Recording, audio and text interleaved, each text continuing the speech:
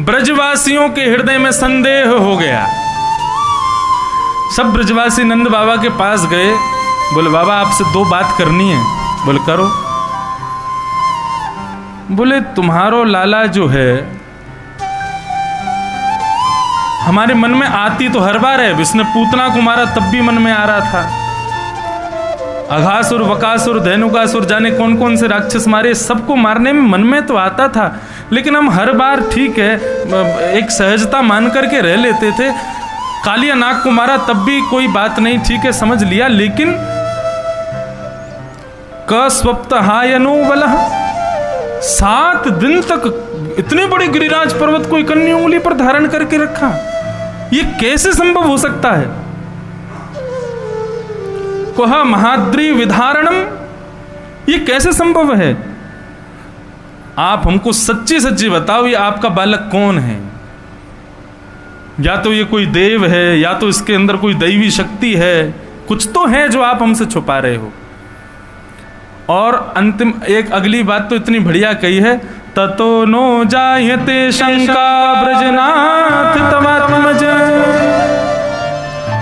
आपके बालक पर हमको शंका हो रही है, क्यों? हमारे बालक हमको इतने अच्छे नहीं लगते जितना आपका बालक हमको अच्छा लगता है। हमारा बालक हमारे पास आके बैठ जाए तो एक बार को उसको इतना प्रेम उतना पुचकारने का मन नहीं करता, आपका बालक बाहर गली से भी निकल जाए तो मन करता है एक बार बाहर निकल के देख तो लें कैसा है। इसमें कौन सा गुरुत्वाकर्षण है, कौन सा आकर्षण है जिसकी वजह से सारी लीलाएं करता है, हम सब इसके प्रति इतने आकृष्ट रहते हैं? कौन है ये बताओ हमको।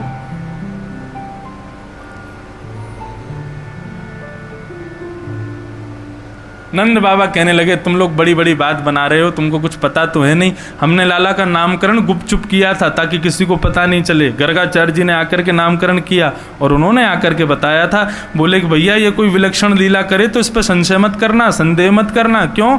नारायण समो गुणैः, नारायण के समान गुण वाला है मेरा बालक।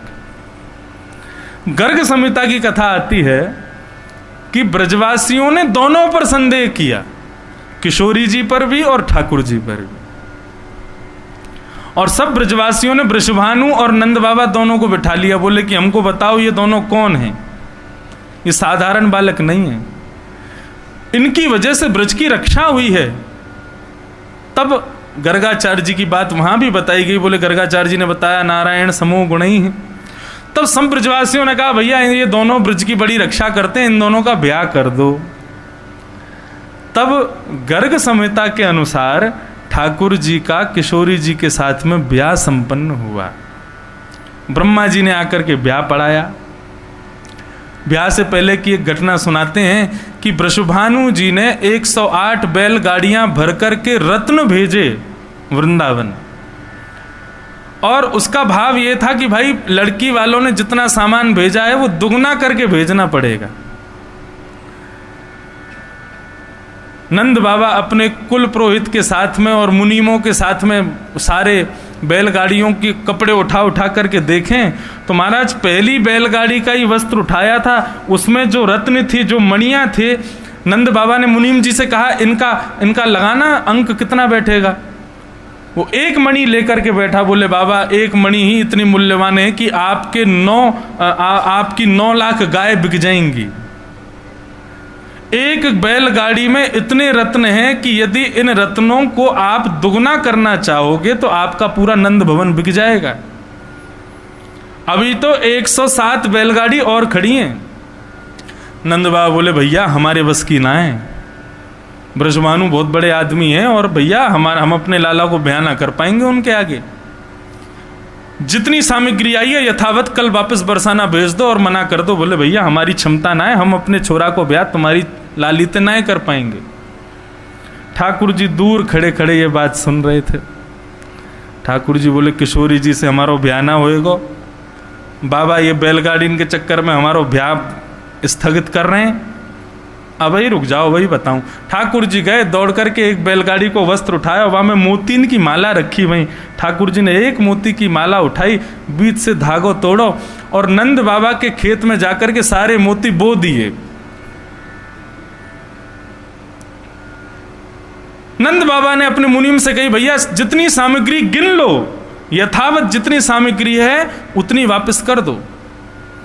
सब गिनने बैठे तो महाराज एक मोती की माला कम पड़ गई। नंद बाबा रात भर सोए नहीं, चिंता में, क्या करें, दुगना करना तो दूर की बात, जितना आया उतना भी वापस नहीं कर पा रहे हम। दूसरे दिन नंद बाबा चिंतित बैठे। नन्हे से श्याम सुंदर पहुंचे और पहुंच करके नंद बाबा से बोले, बाबा कहाँ गए हो, आप ऐसे चिंतातुर क्यों बैठे हो? नंद बाबा बोले, लाला देख तेरे ब्याह के काजे ब्रजभानु जी ने कितनी सारी सामग्री भेजी, हम तो या को दुगनों ना कर पाए। न जाने कौन सो चोर आकर के या में तो एक मोती की माला चुरा के भग गए हो।